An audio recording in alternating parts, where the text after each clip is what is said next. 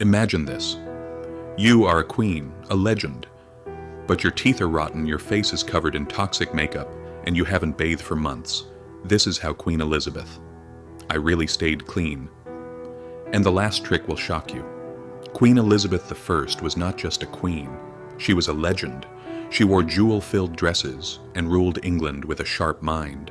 But behind all that splendor, there was a very strange truth. Elizabeth was obsessed with cleanliness, but not in the way we understand it today. The Queen's biggest weakness was sugar. In the 1500s, sugar was expensive. Most people had never even tasted it in their lifetime. But in Elizabeth's court, sugar was everywhere. Sugared flowers, sweetened fruits, marzipan desserts. But this obsession destroyed her teeth. By the 1590s, her teeth were black, broken, and rotting. It was even said that her breath smelled terrible. And the strangest part was this. The women in her court started blackening their own teeth to copy her. Because at that time, black teeth meant wealth. If your teeth were black, it meant you were rich enough to eat sugar. It is said that Elizabeth once said, "I bathe once a month, whether I need it or not."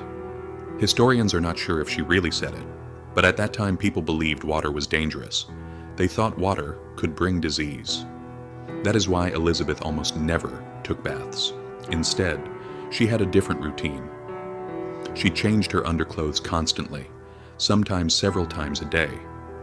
She also used rosewater, vinegar, and herbal mixtures, so the goal was not really to be clean. Used was called Venetian ceruse, and it contained a very dangerous substance, lead. Yes, toxic lead. This makeup slowly started destroying her skin. Sores appeared on her face. Her skin became thin and weak. But Elizabeth did not stop. To hide the damage, she applied even more makeup. Over time, her face began to look like a mask. The Queen was also obsessed with perfume. She used rosewater, lavender, and herbal scents everywhere. Even her gloves were perfumed.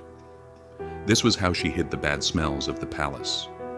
Because the truth is, at that time, palaces did not have modern toilets. People used pots for their waste and then emptied them outside. This often made the palace smell terrible. As Elizabeth grew older, she began hiding her real face even more. She did not allow painters to show her true appearance. All her portraits were copies of her younger self, because Elizabeth understood one thing very well.